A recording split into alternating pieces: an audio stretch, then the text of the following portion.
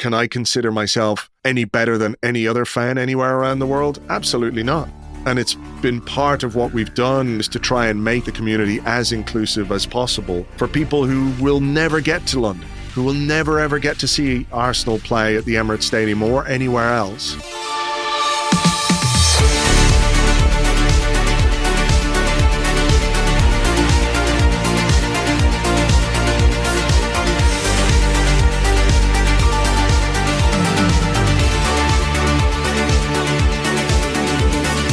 Hello and welcome to Outlines, a podcast about sport, stories and the media. My name is Owen Connolly.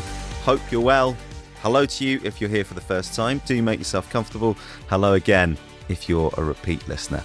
It's great to have you back. Now, depending on your affiliations, the next voice you hear could either be incredibly familiar or very much not so. That's because Andrew Mangan is the founder of Arseblog, the Arsenal network that is one of the most popular and enduring fan-led media companies in football. Since beginning life as a side project a little over 20 years ago, Arseblog has gathered a daily audience of thousands upon thousands of Gunners around the world. It's spawned a news service, 2 weekly podcasts, regular live events and subscriber bonuses, bringing fans together not just through their support for a North London football club, but also a bit of wry humour, community, and a sense of shared experience. It's far from the only fan media outlet to have achieved that, of course. It's just the one that I happen to have spent a disturbingly large chunk of my own time consuming. So it's a good way into a much wider conversation.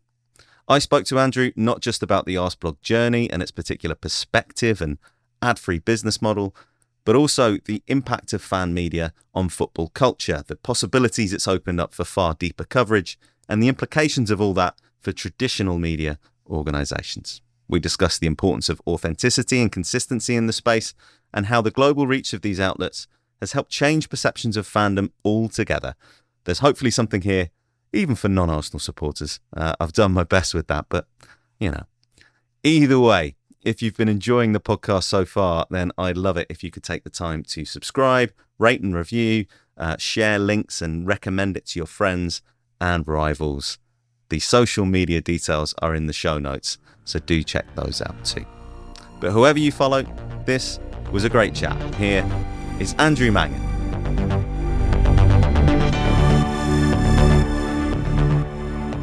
New season. You've just got back from Singapore. How much does your stuff just sort of roll from the old season into the summer, into the new season? How much do you sort of stop and retool and rethink things? Not at all, really. There used to be a bit of demarcation with the podcast. When the podcast first started, which was back in 2006, it used to take the summer off, you know, because there wasn't really well, it wasn't that there wasn't stuff, but there wasn't the same demand that there is now. It has become, and podcasts have become such a sort of cornerstone of people's lives that even if there's not much going on, you still need to give them something to listen to. So it is different from the way it used to be back in, the earlier 2000s and even the early 2010s. But yeah, there just seems to be so much going on now. The media landscape is such that there is no downtime whatsoever, you know? So it is what it is. You roll with how things change over the years, and that's certainly one of the things that's different. Yeah. Is that something you see reflected in the numbers at all? Is it now fairly consistent, like just quite ritualized? I don't look at numbers. Never. Genuinely. Yeah. Never do. I've never been driven by analytics. I feel like you can go down a wrong path. Sure. If you're trying to... Look, it probably works for some people. They analyze what went well or what happened in an episode or something, and why did that one draw more numbers or get more downloads or more listens or whatever it might be. But I always feel if you start tailoring your content towards numbers, you're not focusing on the content. You're focusing on the numbers. Whether it's page views or downloads or listens, I don't look. You know, we're in a very privileged position now at Arseblog in that we don't have to really furnish that information to anyone. We don't have any advertisers on the site. So there's no, well, how many page views are you getting? How many unique visitors are you getting? Where are they? How old are they? All that kind of stuff, to tailor advertising campaigns and those kinds of things. So we don't have to worry about them. All we have to focus on is making the best content that we can make, and work on the assumption that if you do that, there's always going to be people out there who want to read it or listen to it. Yeah. So do you have a kind of any kind of feedback loop at all? Because we're going to get on to talk about how sort of the scope of an outlet like Arseblog's change when you introduce stuff like Patreon and Discord and all that sort of stuff, and it becomes a really kind of community rooted thing. But like, do you work on, you have conversations internally and you think, well, this works, this doesn't work, or we want to talk about this, or we want to cover this, or do you kind of feedback from the community? Where do you get a sense of what's working and what's not? I don't. Maybe is the right way to put it. I'm not strategic. I'm not a strategy guy at all. So I will try things, and if they work, then I'll know if they work because people like them and enjoy them. Or if they don't work, you get that feedback from people who use the site, from the communities. There are sort of various communities within Arseblog itself. It's not just, it is one thing, but then there's people who only comment on the main blog. There's people who only comment on Arseblog news. There's people who will do both. There's people who are Patreon members. There's people who are Patreon members and Discord members, but some of them aren't Discord, So you get a sense of what works and whether it fits. I think having done this for so long, you kind of understand organically what is right for the audience and what is going to work and what won't work, or what I'm not good at, or what I'm not comfortable with.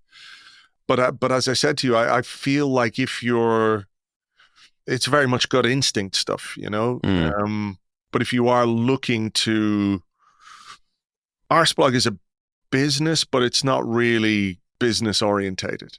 Does that make sense? Yeah. I'm not a business guy. I'm like a writer and a broadcaster, a podcaster. I like to create things, and I'm very, very fortunate that what I've created has garnered an audience, which allows me to run a business which is, pretty successful.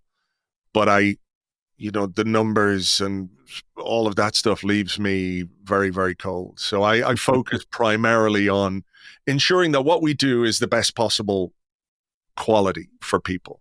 Yeah. And that's it. That's my thing. It's not about quantity. Even when we had advertising on the site, we could have done things way differently. We could have generated a lot more revenue from advertising, but we deliberately chose not to sort of push out a lot of crappy content just because we wanted page views, and B, we made sure that the advertising we ran on the site was as inobtrusive as possible. So never ever did any auto-playing videos or pop-ups or pop-unders. And you know what it's like when you go visit a site now and you have to scroll and then you're like clicking this to anything that impeded the content was sort of anathema to us. So it was always about quality rather than quantity, and that remains the case.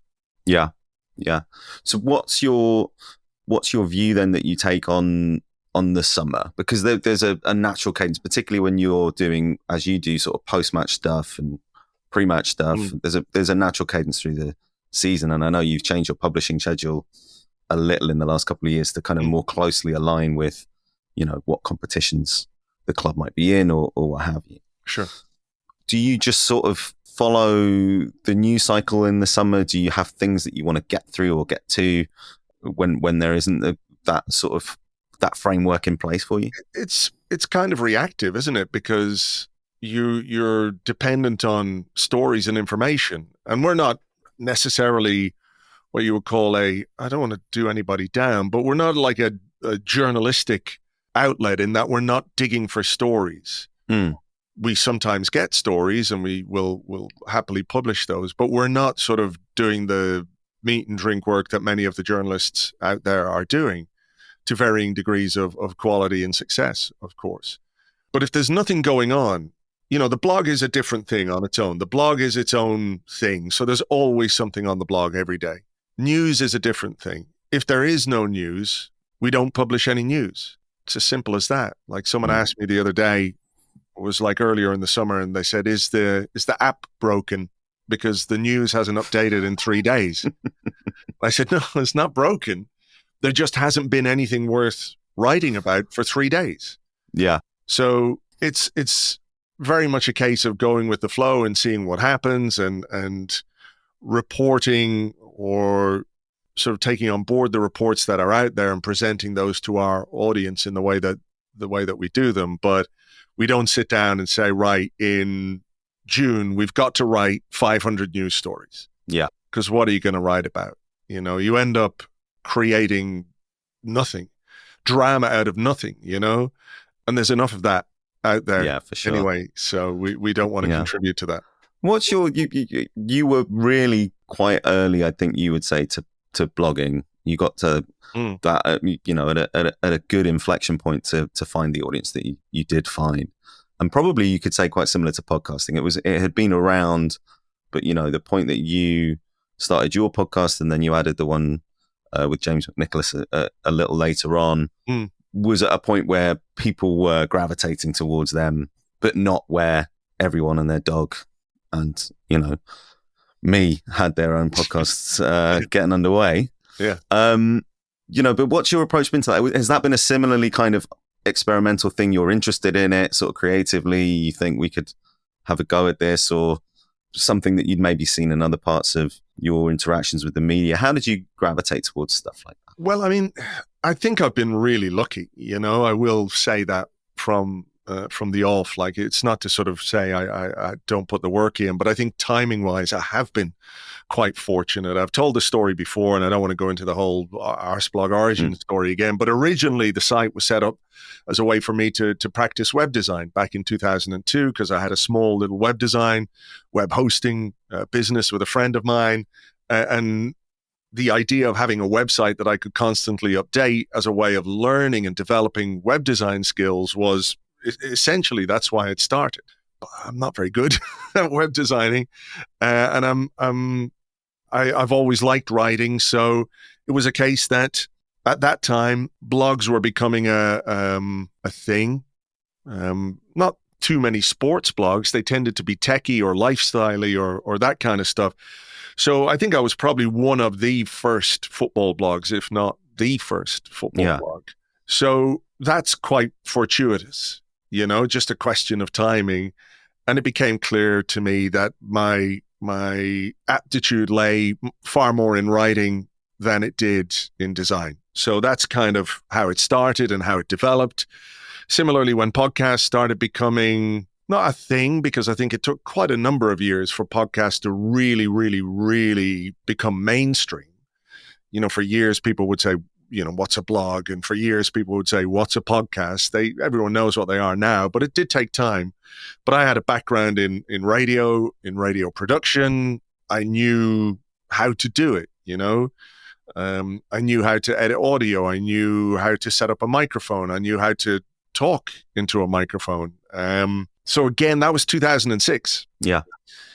So timing-wise, just sort of doing it, thinking this might be a good idea, I'll give this a try, has worked out really well for me. So it's I think sort of being one of the first at something gives you a foundation or a platform maybe that adds a bit of, I don't know whether gravitas is the right word, or authority to the platform. Ultimately, it comes down to what you're producing as well. You can be first and you can talk a lot of crap and write a load of nonsense and people won't listen or they won't read. So there is that other side of it. But I think sort of being there first as one of the foundational, I think the Arsecast was the very first club-specific football podcast. So you're around and people are just sort of aware of you, and that gives you sort of not a voice of authority, but people understand that this isn't like a fly-by-night kind of thing. Yeah, on that point, I mean, how early, one of the things that's kind of the whole context of this conversation is if you are an Arsenal fan, there's a very strong chance that you've consumed Arseblog stuff in the last 20 years. If you're not, you might have no idea who you are or why we're having this conversation, but this is my frame of reference for kind of fan media. But something that people who are aware of you will be very aware of you is you're just staggeringly consistent. That blog has gone up almost every single day since it started. The same is true of the podcast and of the extra. You know, there's you miss like 1 or 2 weeks a year, I think, on both. How early did you come to the conclusion that sort of consistency was important as well? I mean, I think with the blog, what was quite interesting was it used to be quite ad hoc. I was living in Spain at the time when I started it, and it was quite ad hoc. I'd post whenever. And then I got a job. I was living in a town outside of Barcelona. I got a job in Barcelona. So I had to get the train from this town into Barcelona every day, do my work, come home on the train. Fine. But what that did was make me post the blog first thing in the morning. And it was also, again, this is like a weird question of good timing. It was around the time that high-speed internet started to become prevalent in people's houses and in people's work in particular, right? So more and more people were online. And what happened was, because of the hour difference, let's say, between Spain and the UK, which is where, you know, the biggest market for Arseblog is, and certainly was back then, people would get up in the morning or they would get to work, and the first thing they would do is open up Arseblog and have a read and see what the blog was every day. So it became like a morning paper for people. You know, people would like send me emails and say, listen, the first thing I do every morning is I make a coffee, I sit in the toilet and I read Arseblog. And that's a compliment, you know? So it was that sort of consistency of schedule made a real difference. I noticed that really quickly, that when the blog wasn't posted on time, people would be like, where's the blog? What's happening here? Why isn't it up yet? You know? And so that, I think, became pretty much a cornerstone of everything we've done since. You know, it remains true of the blog. It's up pretty much first thing every morning for people, you know, 8 o'clock, 7:30, 8 in the morning, Irish time, UK time, it's there.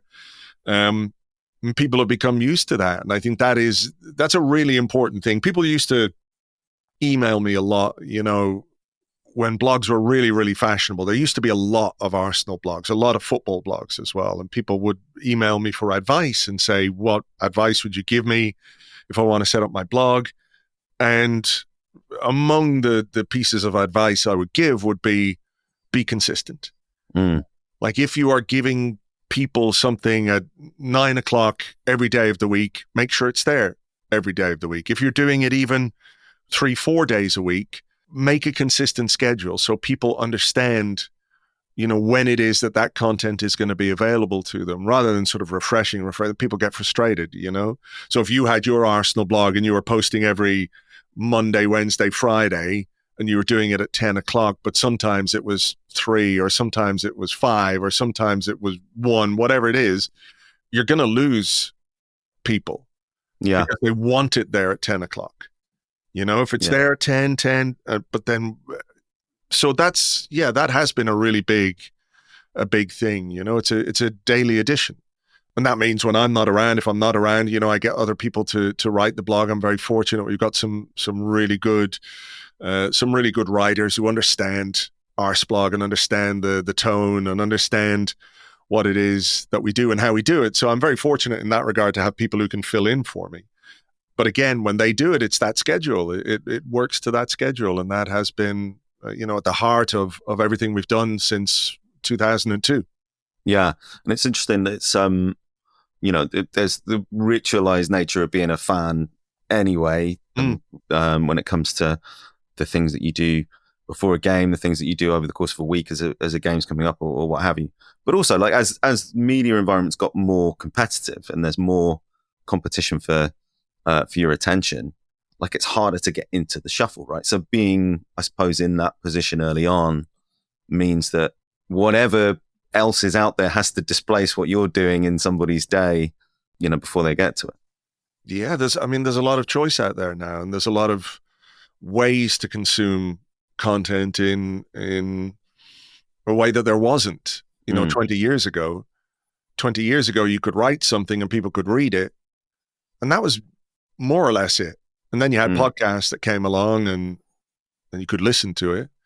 And then you had social media that came along, and for better or worse, and quite often worse, you could connect. I think there was a sort of golden age, really, of social media, which was very, very important for Arseblog and very important for the community, in that it allowed you direct contact with people who, let's say, didn't want to comment on a blog or didn't want to comment on a news piece, but were happy to engage on social media and to have chats and to have a bit of crack and everything else. And then you had video that came along and people could watch what you were doing. And yeah, that's just the way the landscape develops over time. You have to be, I guess, a little bit fluid while also recognizing where your strengths are, what you're comfortable doing, what you think your audience wants as well. So we don't do a lot of video. We have a YouTube channel and there's some stuff on there, and we put the podcast up, but it's with a sort of rotating animation. We don't do video on the podcasts. And I'm quite happy with that. Some people are like, why can't I see you when you're talking? And I go, why would you want to see me when I'm talking? What is the benefit to you of seeing, me in my studio doodling away while someone else is talking? To me, that's not where I'm comfortable. So I kind of leave that for other people. And I'm always cognizant of the fact that there is something for everybody out there to every degree, good, bad, indifferent, whatever your poison, it's out there for you on the internet, and you can't please all of the people all of the time. So you have to recognize, who your audience is and what kind of people you think they are, and that in turn then informs the way that you talk and the way that you write and the way that you speak, because fundamentally at the core of it, that's what that audience is. Yeah, I was going to pick up on the video point, because that is something that lots of people in the podcast space have not just been doing, but been saying has been very valuable to them for discovery and things like that. But, you've addressed it, but you've done it in a different way from other people. Does that just come back to the point you were making earlier, that a lot of the stuff you've done has been rooted in things that you understood and things that you felt you had a mastery of or an interest in outside of this project? There's a quality issue for me as well. Mm-hmm. In that, generally speaking, when I'm the two podcasts are quite distinct, right? So the Arsecast and the Arsecast Extra are distinct in that they're put together differently. When we do the Arsecast Extra, it's me and James, and it's very much like this. We connect. We have a conversation for about 90 minutes. We don't really use video, very rarely use video. We did it yesterday, actually, as a bit of an experiment. And I find it, because, I don't know, I just find it strange, because we've always done it with just audio. Mm-hmm. And I think it works really well for both of us in that regard. But there's generally something in a podcast when I'm recording that I want to go back and slightly edit. And I'm not talking about editing chunks of what we say or thinking, wish we hadn't said it that way, I'll go back and re-record a bit.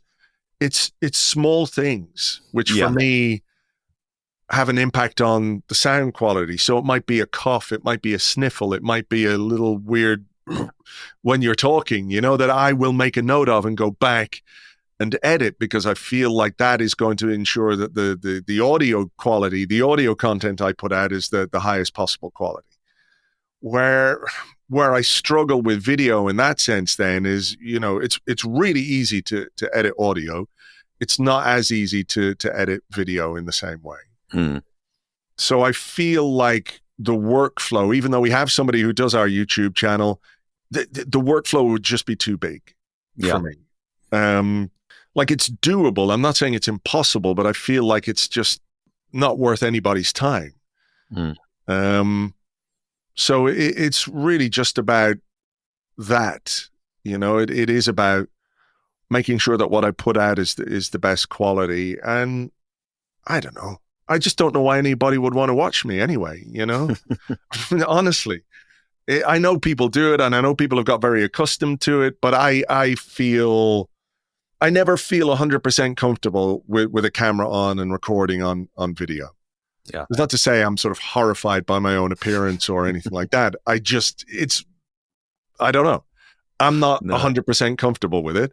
And I think that then translates into, if you're conscious of something, right?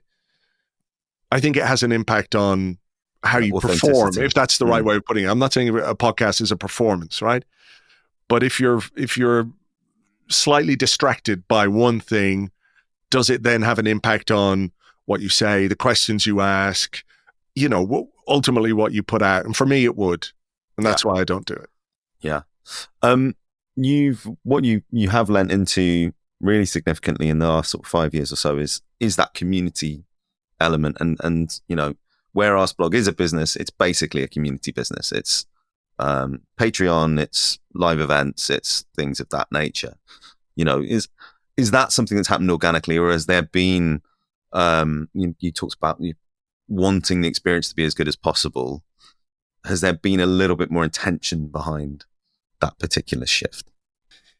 There was always community from the very start, when I first started the blog, there were no comments on it because we weren't using any blogging software. So one of the readers of the blog, Tom, who's our tech guy, basically, we had a little sort of plug and play comment thing. We used to just do a HTML page, we'd put it in. That service fell by the wayside. Tom, who was one of the readers, built our comment system, which is known as the Arses. Yeah, I know, but they remain in place to this day, right? And Tom, as part of the community, was a big part of that. And then there were like generations of communities that have grown through the site, So there is a forum, like an old school forum, where people have been members for over 20 years on that. People have been members on the Arses for a long time, and people come and go, and those communities develop and change, and some people will fall by the wayside, some new faces will come along and they become part of it. So like I said, that there are communities within the community, right? But where I suppose you're going with this is the idea that we are, as a website, it is a community funded or a member supported business. And when I launched the Patreon, it was like, okay, well, let's see what we can do with this. What will Patreon bring? What can we bring to our Patreon members? And how can that have a positive impact on the website? And primarily, it has allowed us to ensure, well, we've no ads at all on the website, as I said. So it's a really clean, easy to read website. No ads anywhere. No ads on the content, below, above, anywhere. So I don't know if it's something people take for granted now, or if they even notice, but that is one of the big benefits of what Patreon has allowed us to do, is to make the website and make our websites and our apps better for everybody, because we don't have to have any advertising on them. And so the community is benefiting from that. It's a circular thing. Obviously, we benefit. We have members and our subscriptions, and that helps us invest more in the website, put some more resources into different aspects of the club, and also do things that we weren't previously able to do, but the community also benefits as well, So that's where it becomes kind of circular for me, is like, how do you give people the best possible return for their $5 a month or whatever it is that they're paying on Patreon? I think it's $6, so it works out about £5, €5, 50, whatever the exchange rates are now these days. I don't quite know, but it is that. So you obviously want to ensure that everybody has the best possible experience. And the reality is that people who don't or aren't Patreon members also benefit. Mm-hmm. they get the benefit of that as well. The Patreon members benefit from a separate community, a slightly different community. They get extra content. They get some benefits in terms of, first access to tickets for live events and things like that. But the wider community benefits as well, because if the website is better for everyone, then everyone wins. Yeah. What's where do you strike a balance between what the free to use part of your offer is and what the community subscription offer is, basically? Did you start by saying, I would like the blog and the podcast to be free, and then everything else we do on top of that will kind of work either with stuff we're interested in or stuff that we hear people talking about on the Discords and in the arses? Yeah. But where did you come up with a solution for that? What I thought was really, really important was to ensure that whatever people have been getting for free for years and years and years would remain free. Mm-hmm. So that was the blog, the Arseblog News, which is our news site, the podcasts, which were always free to air. So all of the stuff that was free was going to stay that way. It never made sense to me to say, right, we're going on Patreon, and if you want to read the blog, you're going to have to pay. Because I think the vast majority of people would have said, good luck to you. I know we lived for a long time in a world where there was an expectation of everything on the internet being free, right? Which is, maybe still out there to some extent. But it never made sense to me to say, right, we could get 10 or 15% of our audience paying for the blog, but then your other 85%, where are they going to go? They'll just go somewhere else. Arseblog is not that important that everyone is going to pay for it, right? So it never made sense to me to restrict the audience that we'd spent a long time building and cultivating and sort of, I think, ultimately doing damage to the communities that we've talked about, right? Because you would. So it was all about, there were two aspects of it. One was, if you like what we've been doing on Arseblog for all these years for free, and you feel like it's worth something to you, join the Patreon. The other aspect was you get extra if you join the Patreon. So extra written content, extra podcasts, the Discord, those other sort of benefits that we talked about. So the motivation, I suppose, for some people would be, I want more. I like what Arseblog does. I want more. And by paying $5 a month, you get more. For other people, it was like, I like what Arseblog does. I don't need any more, but I'm happy to support what they do. Because I've been reading it for free for 15, 20 years. Mm. And quite a lot of our original Patreon subscribers were people like that, who are like, I don't have time for any more. I work, I'm married, I've got kids, I just don't have time for any more podcasts, but I like what you do, and thank you for doing it for free for so many years. Here's a $5 a month. So that, I think, was really critical. The idea of restricting or putting a paywall around what we do never made any sense to me. Yeah. There has been a progression in what you do otherwise as well. Some of it on the Patreon side, some of it on the free side, particularly when it comes to stuff like covering the women's team. Mm. And you've brought together a kind of collection of people as much as a team, because some of them have full-time jobs, or some of them have, whether that's in football media, well, James is a different case because he's also an actor, but in football media or elsewhere.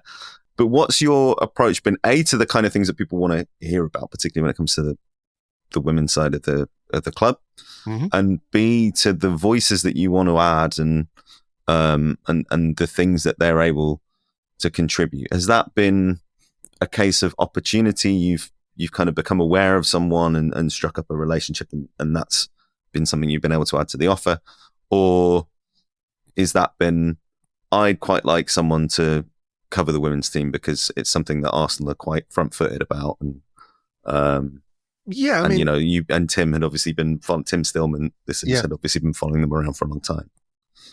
I mean, it is more or less, as you say, a bit of a sort of opportunity. Tim was doing a column for the website already. And when we started Arseblog News, you know, I think it was a case that we wanted to do more, or thought it would be a good idea to do more around the women's team. And Tim had that knowledge and had that expertise and had that ability and willingness to do it. I don't quite know how it would have gone if I'd had to sort of seek somebody out to do it. Probably, I don't know. I just don't know how I would have done it, to be honest. And with some of the other people who've come on board, you know, Andrew Allen, for example, again, it was a little bit of an opportunity. Andrew was working for a website that went bust, a football sports website that went bust, and I knew he was an Arsenal fan, and we connected, and then we've been working together on Arseblog News for like 14 years. James, I knew because of Gunnerblog. And when I thought about having a different podcast or a supplementary sounds wrong, but like an additional podcast, he was the first person I thought of because we'd done podcasts together. We'd done the Arsecast together quite a bit. And I felt like we had a pretty good connection, a pretty good chemistry. He's a very funny guy. And I always enjoyed the conversations that we had. So it was a case like, oh, yeah, well, you know, do you want to do this? And it was, yeah, sure. And then over the years, you sort of get to know people online and you get to understand how they think about football and how they think about Arsenal. Do they fit? Do they work? Can they come on board and offer something? And yeah, they can. You know, people like Lewis Ambrose and Phil Costa as well have really added something to the mix. And that's kind of the way it's happened. It's been pretty organic. I haven't sort of put ads in the paper. You know, we're looking for a reporter, we're looking for a contributor. We get a lot of emails, you know, going, do you need any writers? I'd really like to get on board.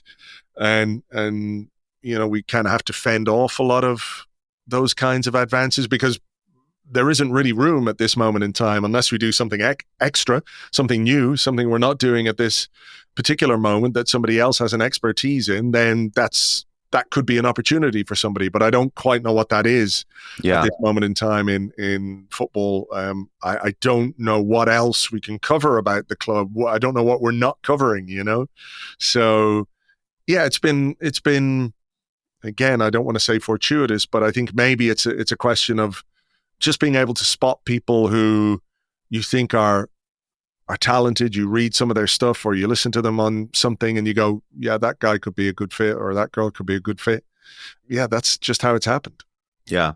And is that fairly consistent with, you know, you have a relationship now with another Arsenal fan media group called Arsenal Vision, which is sort of informal, but sort of not. You do campaigns together, you do events together. Is that a similar thing, just struck up a relationship and there's a bit of chemistry there? And yeah, I mean, Tim is part of the Arsenal Vision podcast. The guys, you know, Clive, I've known for a very long time. We went, I remember talking to him about something we did. We went to a meetup, an internet meetup in the late 90s, back when you didn't know if you were, you know, going to come home from one of those things because everyone on the internet was weird and scary, right? So I've known Clive since then. Paul I knew online, Elliot I knew online, and you know, always had a good relationship with them and enjoyed their podcast. And sort of I approached Elliot to say, look, we're thinking of doing an end of season podcast, a live event. Do you think you guys want to come on board? And between the two sort of communities, you know, there's quite considerable overlap between our two communities, but we also have our distinct factions is not the right word, but distinct elements, you know. You know, we sell out Union Chapel or Alexandra Palace in, you know, a matter of minutes because the demand is high and the communities are big and enthusiastic and they really want to come along and be part of these live shows. So I'm always open to working with people, collaborating with people. I've always tried as well, you know, when I've been doing the podcast to help promote other people, you know, who whether it's journalists or blogs or other podcasts or what have you, to sort of, Arseblog is a big platform, probably the biggest Arsenal platform outside, certainly from a podcast perspective. I think there's probably, YouTube stuff which is bigger. AFTV, for example, is just sort of phenomenal in terms of its size because of the medium that it's on and because of the kind of content that they do. But in terms of writing, podcasting, those kinds of things, it's been a big platform, and so I'm always open to sharing that platform because it might be beneficial to other people. Yeah.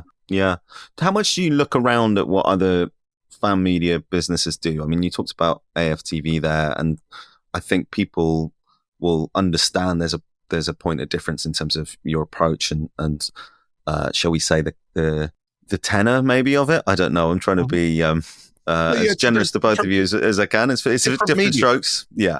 But one thing you do is you involve people from other clubs, sometimes particularly before games or around transfers sometimes, or what have you.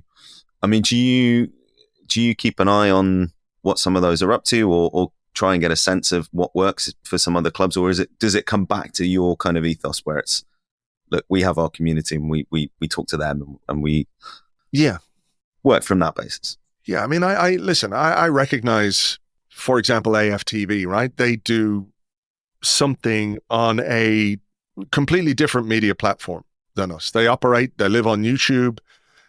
And I think within that ecosystem, there is I don't want to say a style, but, there is a sort of demand for people to do things differently. It is a different medium. It demands more of the people because, it's more in your face, for example. Yeah, different relationship with attention. Yes, exactly.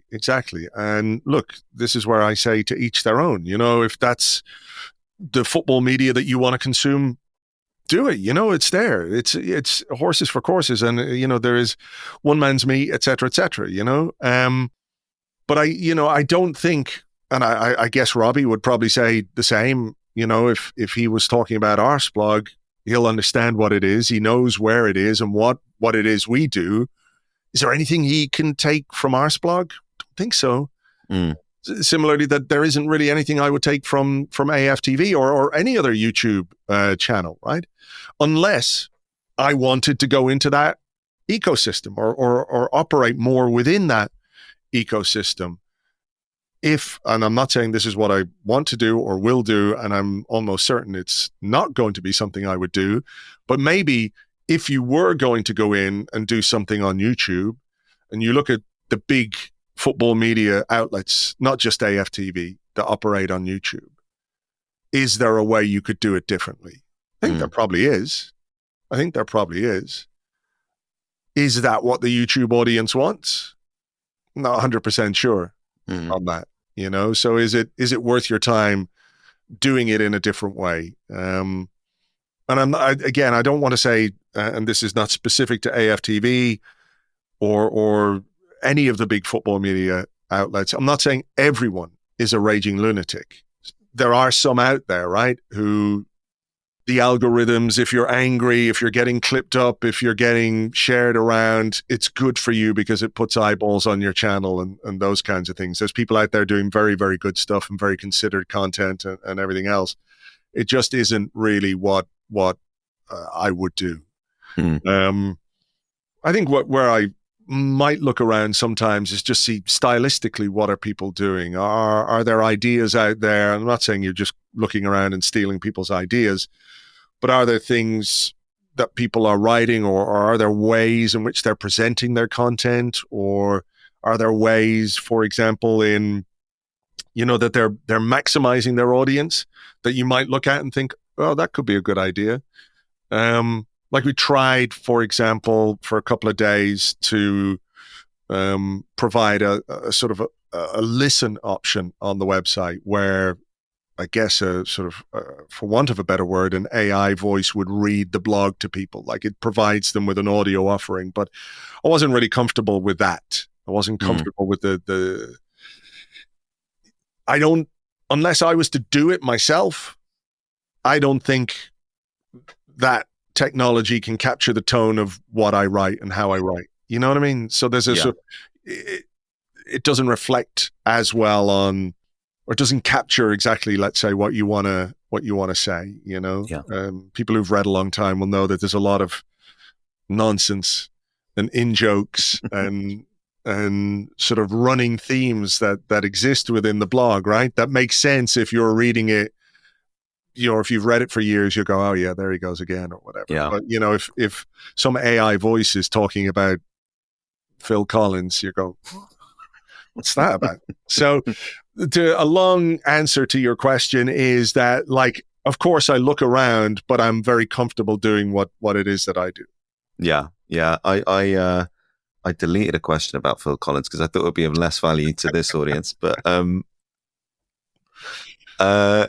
let's move on just to talk about some kind of more general stuff. I mean, one of the things that's significantly different, I think, across not just Arsenal, but across kind of, you know, football clubs in general, is this relationship with fan media. And it's gone from being sort of really arm's length to there being something, you know, it's not an incorporation, but it's something that's closer to the relationship that an established media brand might have with football clubs, where there has to be some kind of working relationship, you know. And in some cases with Arsenal, it might be that, you know, you have guys on tour, which you've just been in Singapore yourself, or it can be sort of more addressing the community. Mikel Arteta was at your event in Union Chapel, for example. Now, that brings with it, you know, a certain change in the relationship, because you're not kind of having conversations at a distance. And, you know, very recently you've had to have a very difficult conversation about an episode which put you guys, I think, in a really challenging position as well, around Thomas Partey, for example. But it won't always be as serious as that. There will just be kind of an expectation that you have some editorial independence.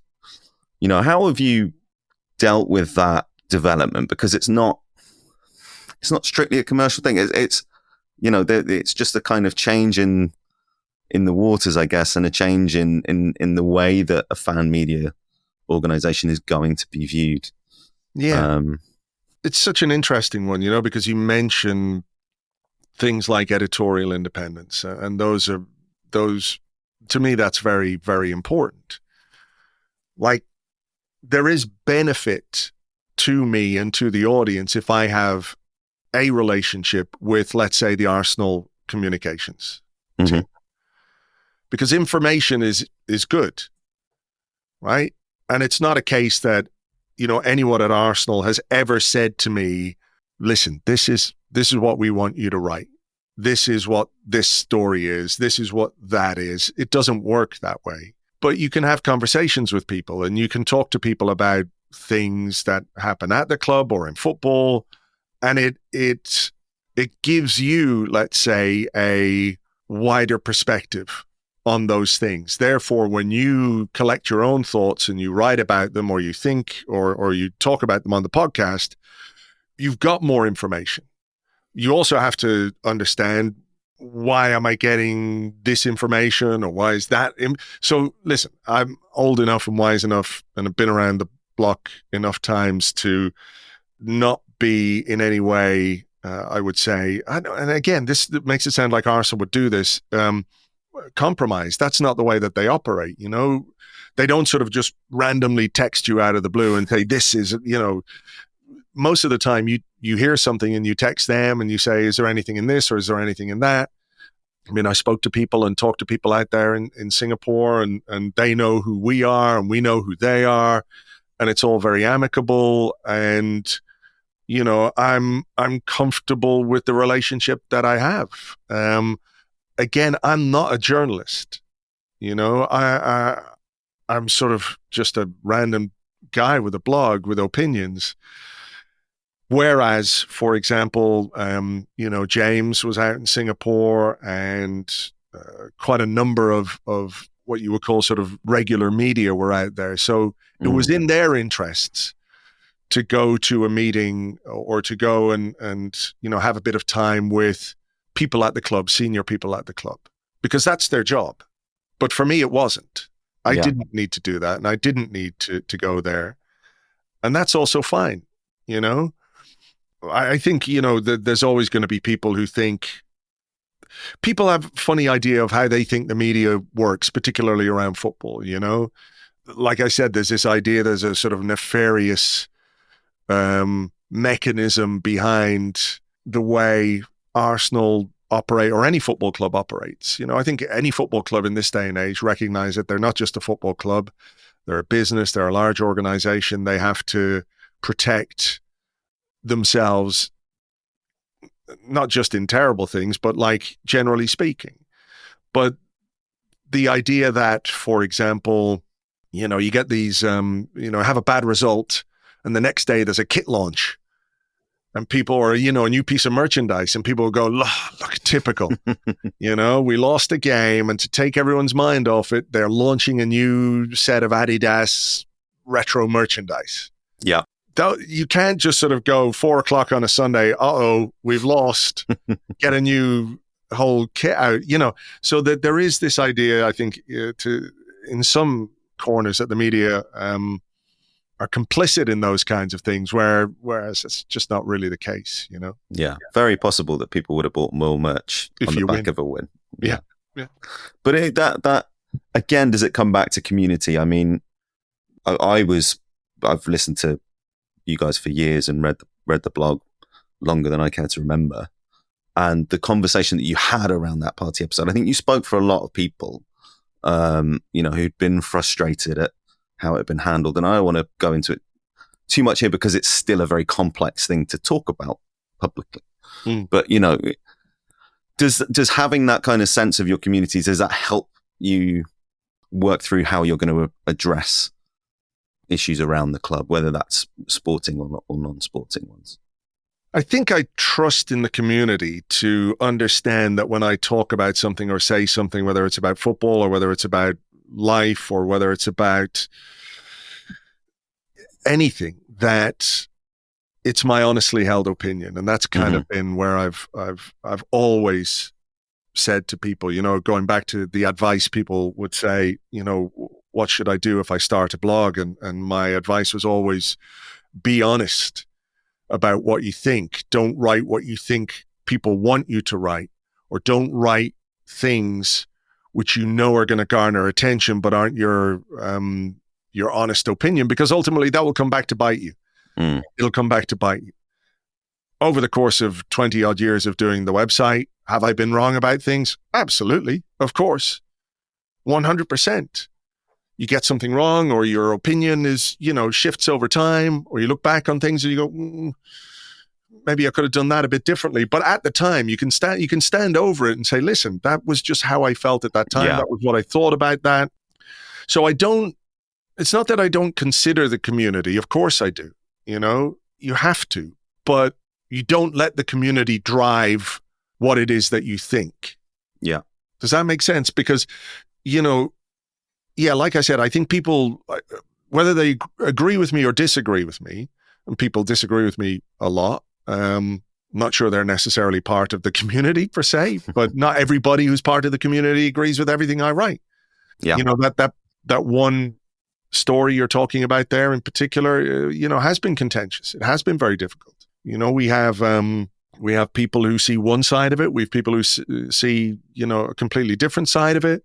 We also have very many women as part of our community, and that's important, particularly around the coverage of Arsenal women that we provide. So there is that consideration when you're thinking about those kinds of things. But like I said, it's just about being honest. You can be right, you can be wrong, but if you're honest, I think it's not that you get a free pass, but you can stand over what you think. And if in time your opinion changes because of more information or evidence or whatever it might be, I think you're in a position to be able to do that. You can say, well, listen, back then we didn't know that. Now we know this. Now this is my opinion. Yeah. And unfortunately, I feel like we live in a time where people aren't willing to change their opinion on things, even with more information and more evidence. And there's a tendency to double down, whereas you could, mea culpa, Yeah. There's a lot to be said for that. And I think that, unfortunately is in a bit of short supply, not just in football or just in the media, but generally. Yeah. What do you think, just taking a bit of a step back, the challenge that fan media has created, or the change, I guess, that it's stimulated in football media more generally? I mean, you are a consumer of general football media, albeit I get the impression less and less over time. But, what have you made of that dynamic? There's definitely been a response, and in some cases in terms of incorporation of voices, but in some cases in terms of the sort of the character of certain general football coverage. But there's always going to be parts that it can't reach, just through of course, scale. Yeah, I mean, I think what's been so interesting, over the course of Arseblog and the last 20 odd years, and the development of fan media in general, is that I think there were certain voices of authority, right, within football media, football writing, very, very good journalists, really good writers, who were, in the absence of anything different, the voices of authority when they wrote about football. So when they wrote about Liverpool, when they wrote about Arsenal, when they wrote about Man United, when they wrote about Chelsea, or when they wrote about any club, there was a sense that this guy really knows what he's talking about. Over time, fan media outlets are able to produce content that is far more detailed, far more granular than anything any of those journalists could possibly do. And that's not criticism of them, because how could they? How could, a Henry Winter know as much about any football club or every football club as one particular fan or one particular fan media outlet can, right? It's not to say he's ignorant or unaware or anything like that, but there is such focus on every aspect of a football club. Again, this isn't just relevant to Arseblog, it's relevant to all football fan media.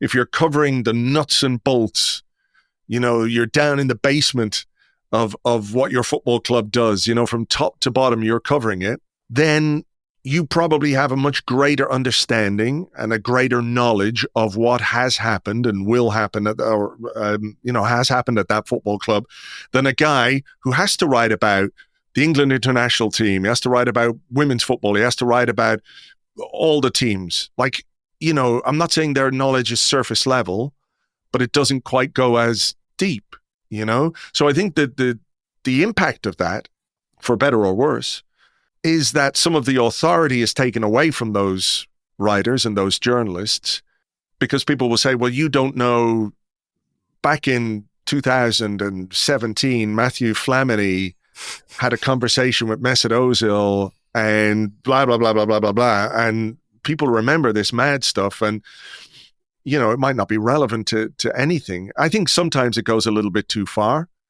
Sometimes, people view sort of traditional journalism now as almost an attack on their club. They see the lack of depth of knowledge as a kind of fundamental ignorance, which I don't think is the case. I really don't. There's lots of great football writers out there and lots of good journalists doing amazing work.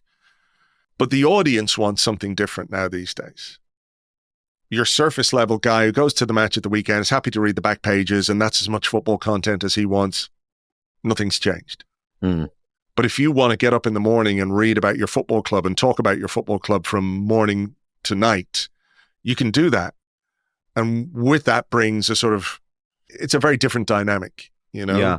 The people are absolutely wedded to the content from first thing in the morning to last thing at night. Whether it's videos or podcasts or writing or blogs or news or comments or whatever it is, it's very different. There is no off switch anymore. Things resonate for much longer than they did or they used to. Conversations, about a game before the internet, people would go to the pub afterwards, have a few pints, talk about the game, and then that's kind of it until next week, until the next game. Till you meet your mates to go to the next match.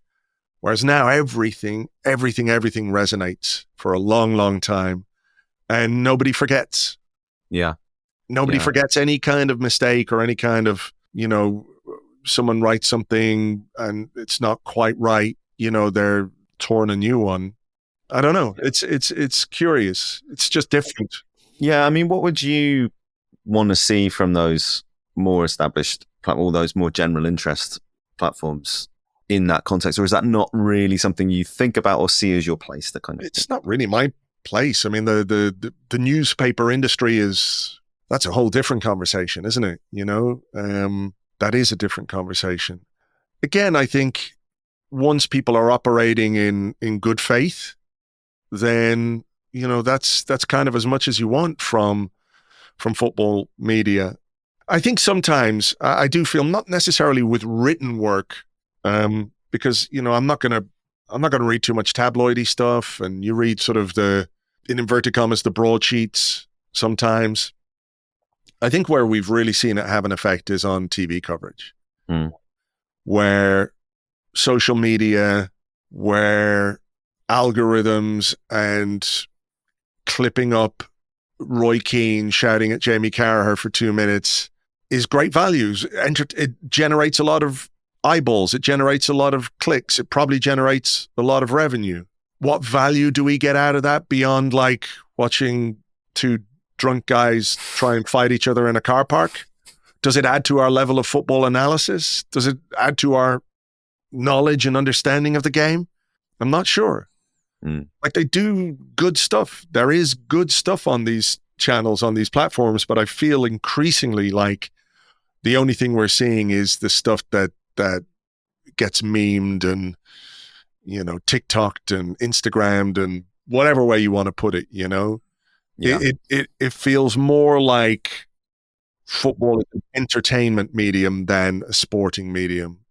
And that may well be a consequence of the money that's in the game now and the way the game has gone over the last number of years and the investments and, what it costs to buy a player and what it costs to pay a player. Sky have to pay a fortune for the rights to show these games. Do they have to prioritize the things that generate the most opportunity for them to get new subscribers? Maybe they do. Yeah. But then that's where I think there's a place for what we do and for what many of the fan media outlets do, which is provide more thoughtful, considered content on the game, the games, the clubs, the players, the performances, those kinds of things. Yeah. One more thing, and then we'll just move on to our quick battery of questions that we ask all of our guests. But, you talk about the influence you've had in that respect, or the function you serve in that respect. One of the things that I feel like fan media has changed is the understanding of who or what a fan of a football club can be. Because if I think of around the time you started, we were still kind of it was maybe a bit of the long tail, but the idea that there was a distinction between the armchair fan and the match-going fan. And now it feels like fandom can be one of 100 different things. You're a lifelong Arsenal fan, but you're based in Dublin, and you started when you were writing in Barcelona, and you've got colleagues who are based in the US, and you go to Singapore and you have, meetups with readers, never mind Arsenal fans in that part of the world. I mean, how do you reflect on how this phenomenon has shifted perspectives on what fandom is and what it can be?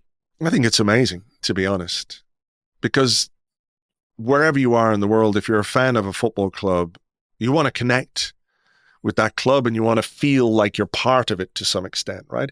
And ultimately, there is a difference between the match-going fan and, for want of a better expression, the armchair fan.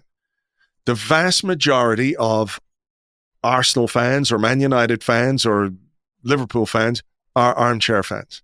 There's only 50, 60, 70,000 people can go to a game at the Emirates or Old Trafford or Anfield, yet there are millions, tens of millions around the world who are watching. So the experience is different, of course.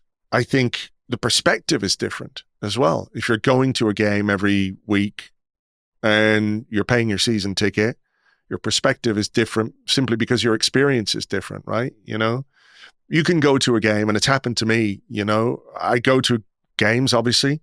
I'll go to a game and I'll come out of it and I'll think, let's say I've got one big hot take from the game, whatever it might be, whether it's a player or an incident or whatever. And you come out and you go on the internet and you realize that everybody is talking about something else completely, something that you haven't seen or something you haven't experienced within the game. It might be because it's something that they do on commentary. They talk about it on commentary. They repeat it over and over and over. And you know how that happens. Like a narrative can build from the commentary, whether it's the commentator, whether it's Gary Neville going on and on about something. And then everybody starts thinking about that something and it becomes sort of confirmation bias to an extent, right? So that experience is very different. But I think what there has been over the last 20 odd years is an understanding that if you're a fan of a football club, it doesn't really matter where in the world you are. You know, if you love the club, if you love the players, if you love the team, you know, I don't know. It's hard sometimes to reconcile the idea that like people love the club and love the team and love the players by virtue of what they say online. You get the idea that they hate everything about it. Some of them, but that's just how they experience it. But, you know, I've always been of the opinion that like, I'm an Irish guy who started a website in Spain about a team in London, and can I consider myself any better than any other fan anywhere around the world? Absolutely not. Absolutely not.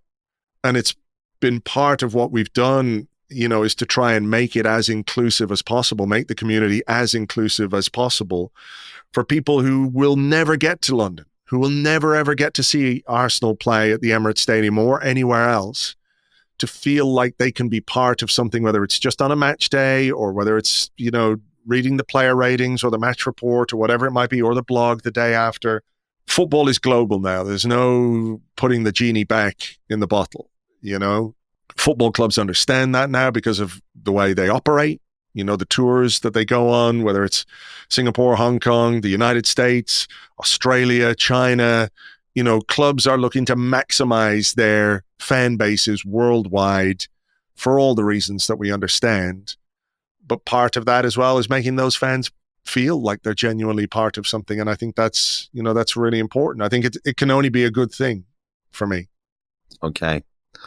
Well, I think you've done a fine job of that over the last 20 odd years, but let's come to the close here. We've got 3 questions that we've been asking everybody. The first is, do you have an origin story of your own or something that sparked your interest in sport?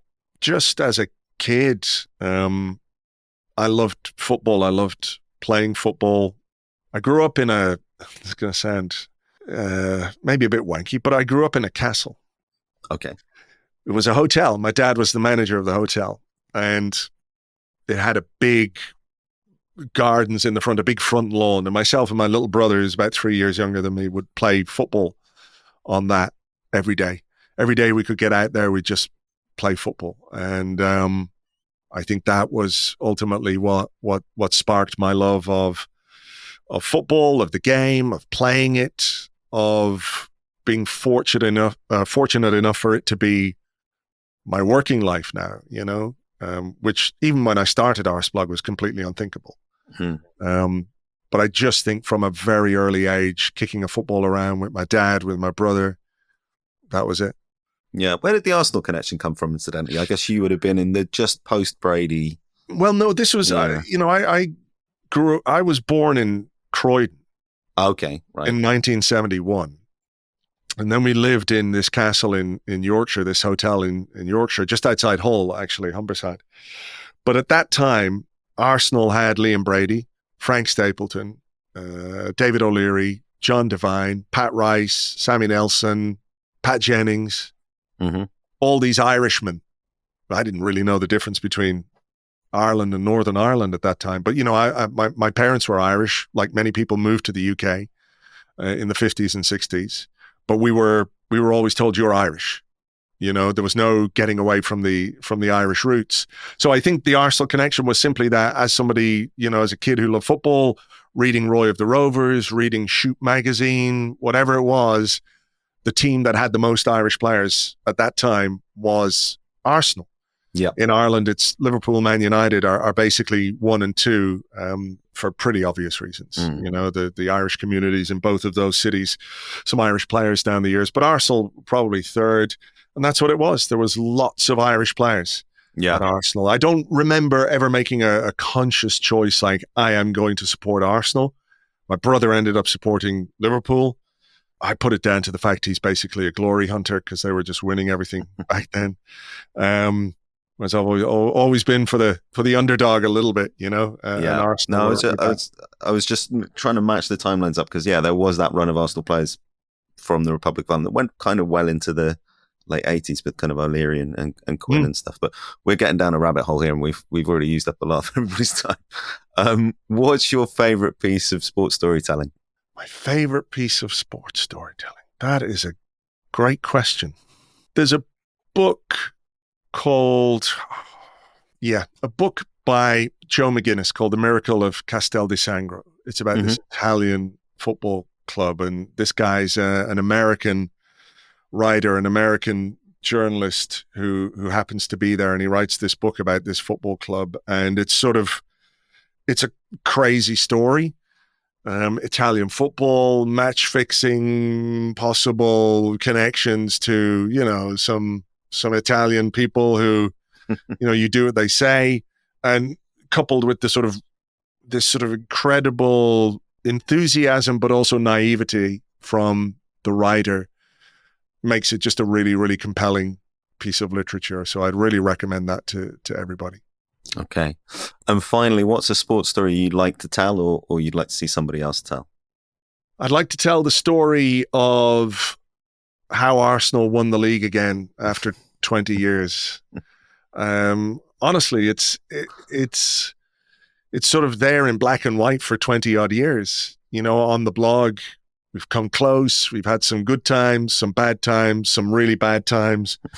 But those season after season after season is chronicled in the blog, you know, on a daily basis. You know, I write about what happens. So for me, after so long and wanting Arsenal to succeed and wanting Arsenal to be champions again, and having done this as my work for such a long time, I feel like it's something I'd really like to share with the people who read the blog and listen to the podcast, and to experience that with them, and to sort of, I feel like there would be a sort of massive outpouring of joy / relief. Sure. And to be sort of able to contextualize that for people in words, whether they're written or on the podcast, that is something I would really like. Yeah.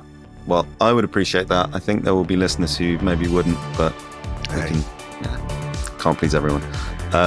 Andrew, thanks very much for your time. I really appreciate it. Oh, and thank you very much indeed.